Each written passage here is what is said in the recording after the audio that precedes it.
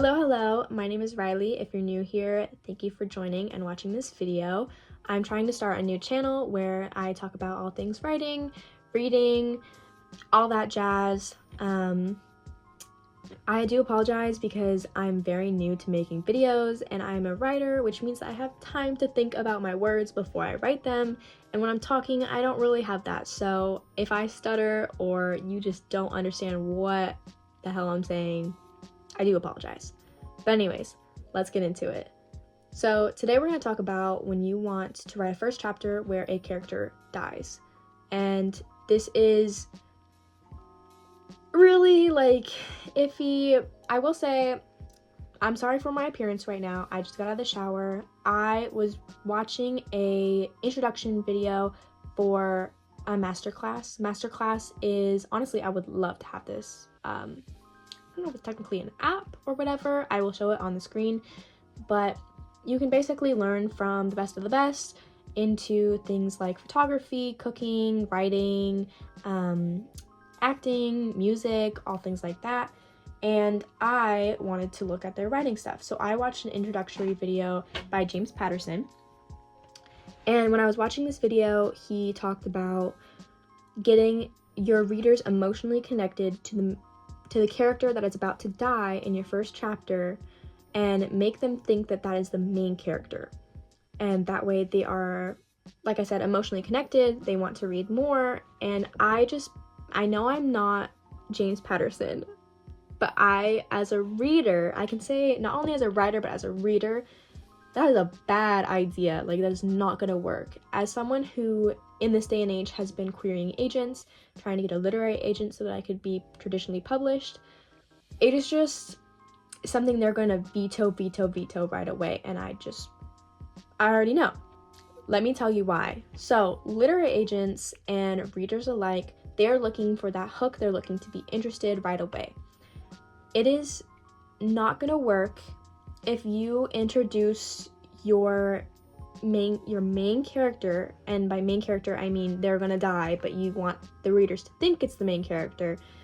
You are getting the literary agent and you're getting your readers invested in this character for no reason, because they're going to end up disappointed, they're going to end up being confused, and probably ultimately put down the book.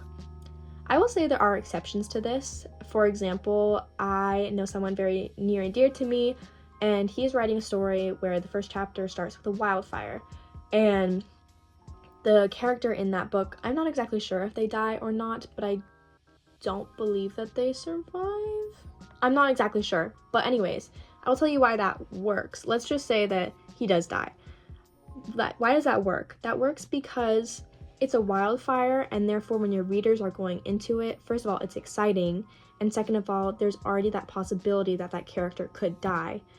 Because the way that James Patterson was introducing it, it is as in murder mystery kind of way, and your readers are going to be just having a jolly old time for majority of the chapter, and the last 2 pages is just boom, murder, they're dead. And that just leaves readers very confused, and especially agents are gonna, that has been done and done over and over again, and it's just, I'm gonna say it's just boring at that point.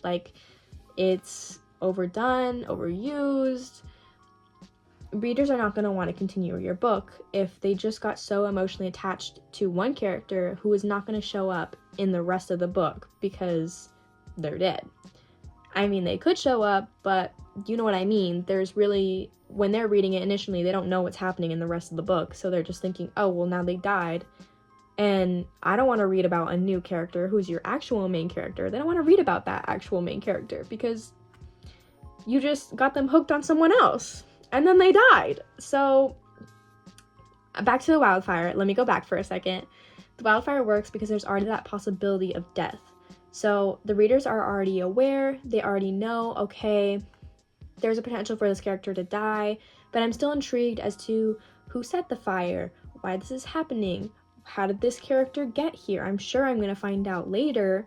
And you could say, I know you're going to say the same, you're going to be like, okay, well, what if my main character, the readers are like, oh, there was a murder, why was there a murder, and why did that happen? And I'm going to keep reading so that I know why later on. No, they're not going to care about that, because that, like I said, has been done time and time again.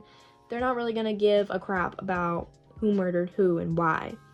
They're just going to be confused about why the character that they liked is now dead. I will share from a personal experience of something that I've written that I do think works a little bit better, because at the end of the day, as authors, we're all trying to get our readers emotionally connected to our books, because that's what makes them continue reading, that's what makes them fans, that's what makes them want to continue picking up other projects that we've worked on and other novels that we will go on to publish traditionally or self-publish.